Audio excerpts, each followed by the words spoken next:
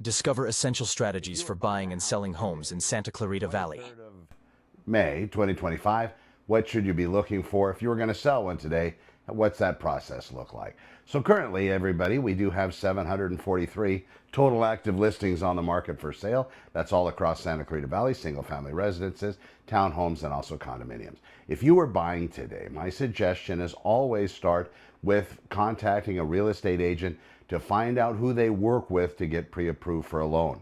It's important because there's some control exhibited there between the agent and the lender. If you happen to have a great bank you love or a credit union, just be wary. You need to hire somebody that's going to be available during the hours of operation, also outside those hours, late, weekends, holidays, those sorts of things. You need them to be available. And the reason why that's important is because you might need a question answered on a Saturday night or early Sunday morning. And if they are a member of a particular financial institution, they're not going to be nimble. They're only going to be 9 to 5, Monday through Friday, weekends, holidays off. So whatever lender you end up going with, make sure they put together their fees and everything on a sheet talking about a specific property, or if you don't have one, make one up so you can kind of see what that fee schedule looks like. And then of course that interest rate's going to vary depending on when you're locked. But still, they should be able to put together something for you that gives you an idea what their fees are going to be when you get into it.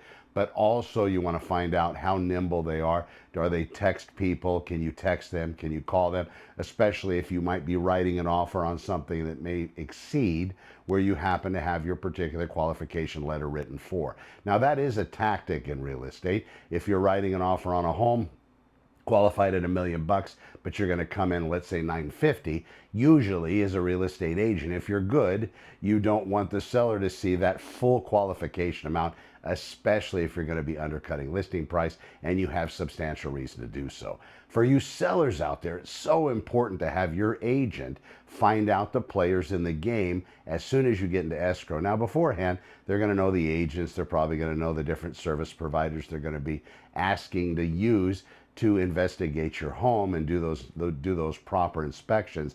But have your agent do follow-up on those people once you get into escrow and see if the home inspector is worth their salt. Who are they using for pest control? What's the reputation on that company? And then, of course, the agent they're going to know, and your agent should also be following up with the buyer's lender, as we kind of talked about previously, but while they're on your side, following up with that lender and make sure that they're actually prepared to go all the way through, and they really do know who those buyers happen to be that wrote the offer and whose offer you happen to accept. Make sure your agent does their due diligence. Go to SantaClaritaOpenHouses.com.